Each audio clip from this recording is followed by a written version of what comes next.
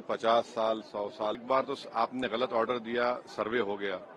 दूसरा सर्वे जब किया आपने किसी इत्तला नहीं, तो वहां पर वायलेंस हुआ जिसमें 3 मुसलमानों को गोली लगी, उनकी मौत हुई। हम इसका कंडेम करते हैं। ये फायरिंग नहीं बल्कि मर्डर है। और जब से बाबरी मस्जिद राम मंदिर का जजमेंट आया, ऑफिसर्स इन्वॉल्व है, उनको सस्पेंड करना चाहिए और एक सिटिंग हाईकोर्ट जज से उसकी इंक्वायरी होनी चाहिए। ये सरासर गलत है, जुल्म हो रहा है वहां पर तो संभल में। हेलो दोस्तों, अस्सलामु अलैकुम वरहमतुल्लाहि तआला बरकातुहू।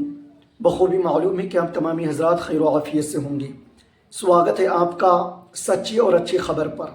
संभल विवाद को देखते हुए अवैसी साहब ने दे दिया है बहुत बड़ा बयान। जी, अवैसी साहब ने बहुत बड़ा बयान दिया है। वही अवैसी साहब जिन पर बी टीम होने का आरोप लगता है। जी, कहीं पर भी विवाद होता है, कहीं पर भी मुसलमानों पर जुल्म होता है या दलितों पर जुल्म होता है या जैन पर जुल्म होता है, तो वो तमाम मामलात में सबसे पहले अवैसी साहब का बयान आता है और लोग अवैसी साहब का इंतज़ार भी करते हैं कि इस वक्त अवैसी साहब ने क्या कहा, उन्होंने क्या बयान दिया। जी हाँ, जब गरीबों पर, मुसलमानों पर, जैनों पर, पारसियों पर और दलितों पर जुल्म होता है, उस वक्त तमाम नेताओं की ज़ुबान खामोश रहती है। लेकिन जब तमाम नेताओं की ज़ुबान खामोश रहती है, उस वक्त अवैसी साहब से जो हो सकता है वो उस वक्त वो करने की कोशिश करते हैं। चाहे वो वक्फ बोर्ड का मामला हो, पर्दे का मामला हो, हिजाब का मामला हो, ट्रिपल तलाक का मामला हो, वो तमाम मुद्दों पर अवैसी साहब ही आगे आते हैं। उन तमाम मामलात पर अवैसी साहब ही सबसे पहले आगे आते हैं। उसके बाद में दूसरे नेताओं को देखने को मिलता है, उसके बाद में दूसरे नेताओं की जुबान खुलती है। जबकि इलेक्शन के टाइम में हर एक नेता ये कहते हुए नजर आएगा कि हमको वोट दीजिए, हम तुम्हारा साथ देंगे, आप हमें सपोर्ट करिए, हम तुम्हारे हक की बात करेंगे, हम तुम्हें तुम्हारी हक दिलवाएंगे। लेकिन जब जुल्म होता है तो इनकी आवाज़ें खामोश रहती है। उस वक्त अगर सबसे पहले किसी की आवाज़ निकलती है, अगर सबसे पहले कोई कोर्ट पहुंचता है, कोई एफआईआर दर्ज करवाता है, तो वो बारिस्टर असदुद्दीन अवैसी साहब हैं। जी हाँ, बारिस्टर असदुद्दीन अवैसी साहब हैं जो सबसे पहले वो अपना स्टेटमेंट जारी करते हैं और सिर्फ स्टेटमेंट ही नहीं देते बल्कि वो कोर्ट के अंदर पहुंचकर एफआईआर भी दर्ज करवाते हैं और उस जुल्म के खिलाफ वो लड़ने की भी मुकम्मल कोशिश करते हैं। जिस तरीके से आपने देखा संभल के अंदर विवाद चालू है, मस्जिद को तोड़ने की कोशिश की जा रही है और मस्जिद के बचाव के लिए चंद मुसलमान सामने आए जो रोडों पर निकले, उन पर गोलियां चलाई गई, उन पर लाठी डंडों की बारिशें की गई। 4-5 मुसलमान भाइयों की वहां पर जान भी जा चुकी है। इसीलिए असदुद्दीन अवैसी साहब कोर्ट पहुंचे और वहां पर मांग की है कि जिन पुलिस वालों ने वहां पर गोलियां चलाई हैं उन पर सख्त से सख्त कार्रवाई होनी चाहिए, उनको सस्पेंड करना चाहिए और कोर्ट से उन्होंने बयान भी जारी किया है। चलिए हम उस बयान को सुनते हैं। असदुद्दीन अवैसी साहब ने क्या स्टेटमेंट दिया है उसको हम मुलाहिजा करते हैं। संभल पे जिस तरह की घटना सामने आई है, वहाँ के सांसद हैं, उनके देखिए, सबसे पहली बात तो ये है कि संभल की चंडोसी की जो जामा मस्जिद है वो कोई 50 साल 100 साल नहीं बल्कि 200-250 साल पुरानी मस्जिद है, उससे ज्यादा है। वहां पर कोर्ट की तरफ से बगैर मस्जिद के जिम्मेदारों को, कमेटी को सुने उन्होंने एक एक्स पार्टी ऑर्डर पास कर दिया, वो गलत है। दूसरा यह है कि एक बार तो आपने गलत ऑर्डर दिया, सर्वे हो गया। दूसरा सर्वे जब किया आपने किसी इत्तला नहीं दी। तीसरी बात यह है कि पुलिस का ये काम था कि मस्जिद कमेटी को कॉन्फिडेंस में लेते या वहां की पीस कमेटी को।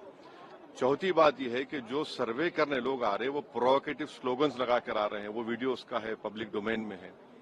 और उसके बाद जो वहां पर वायलेंस हुआ जिसमें 3 मुसलमानों को गोली लगी, उनकी मौत हुई, हम इसका कंडेम करते हैं। ये फायरिंग नहीं बल्कि मर्डर है। और जब से बाबरी मस्जिद राम मंदिर का जजमेंट आया, जिस बात को मैं पर्टिकुलरली कह रहा हूं कि उस जजमेंट के बाद ये सब चीजें खुलेंगी और एक के बाद एक खुल रही हैं। एएसआई प्रोटेक्टेड मॉन्यूमेंट सब बातें करें, क्या एएसआई के कानून में नहीं है कि आप उसका रिलीजियस नेचर चेंज नहीं, कैरेक्टर चेंज नहीं कर सकते? किस बुनियाद पे कर रहे हैं ये? और आप किस बुनियाद पर अपने फेथ को दूसरों पे थोपेंगे? भाई कानून कोई चीज है ही नहीं है। जिस दिन कोर्ट में सुनवाई होती है उसी दिन ऑर्डर हो जाता है, उस दिन सर्वे भी हो जाता है। ये तो 1948 में ऐसे ही होता है बाबरी मस्जिद में।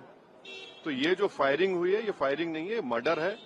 और जो भी ऑफिसर्स इन्वॉल्व है उनको सस्पेंड करना चाहिए और एक सिटिंग हाईकोर्ट जज से उसकी इंक्वायरी होनी चाहिए। ये सरासर गलत है, जुल्म हो रहा है वहां पर तो संभल में। वहाँ के सांसद के FIR दर्ज कर दिया गया। आप जिस पे चाहे कर लीजिए भाई, जिस पे भी चाहे कर लीजिए, जज आप, जूरी आप, सब आप, तो बचेगा क्या फिर अब? सर जेपीसी में आप लोगों ने समय मांगा है, क्या कहेंगे? जी, जैसा अभी आपने हमारे डेलीगेशन तरफ से बोला गया है, मैं उसको रिपीट करना नहीं चाहता हूँ। मगर स्पीकर साहब ने बड़ी इत्मीनान से हमारी पूरी जितने मेंबर्स 11 नॉन बीजेपी एमपीज गए थे उनकी बात को सुना। वो बोले कि इसके ऊपर कंसिडर करेंगे और हमको उम्मीद है कि ऑनरेबल स्पीकर साहब इसका टेन्योर बढ़ाएंगे, क्योंकि आप देखिए बंगाल नहीं गई कमेटी, बिहार हम लोग नहीं गए, उत्तर प्रदेश में शिया वक्फ की प्रॉपर्टीज को हमने नहीं देखा। तो ऐसे कई, दिल्ली के मंत्री को बुलाना है, ऐसे कई स्टेट्स है जहां पर कमेटी को जाना चाहिए। वो स्टेक होल्डर्स हैं, उनकी बात को सुनना बहुत जरूरी है। सर वक्फ बोर्ड अमेंडमेंट बिल को लेकर आप क्या सोचते हैं, क्योंकि लगातार सरकार की तरफ से यही कहा गया कि जो मुस्लिम है, जनता है, उनके हित में है, मुसलमान जो है उनके अभी ये कानून बना नहीं, आप देख लीजिए संभल में क्या हो गया है। अभी ये कानून बना नहीं है, आप देख रहे हैं कि हर जगह पे बोल दिया जा रहा है कि नहीं, ये यहाँ पर 500 साल पहले मस्जिद नहीं थी। इस बिल में आप, ये बिल आर्टिकल 26 का वायलेट करता है। ये संविधान के फंडामेंटल राइट का 26 का ग्रेव वायलेशन है।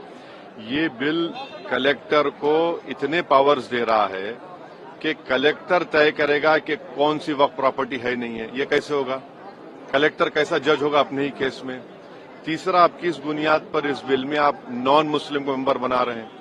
जितने धर्म की बुनियाद पर, चाहे वो हिंदू धर्म के एंडोमेंट बोर्ड्स हो, चाहे दिल्ली का SGPC हो या उसका एक्ट हो, या क्रिश्चियंस के जो भी उनके धर्म के संस्थान हैं, वहां पर तो कोई उसी धर्म का आदमी मेंबर बनता है।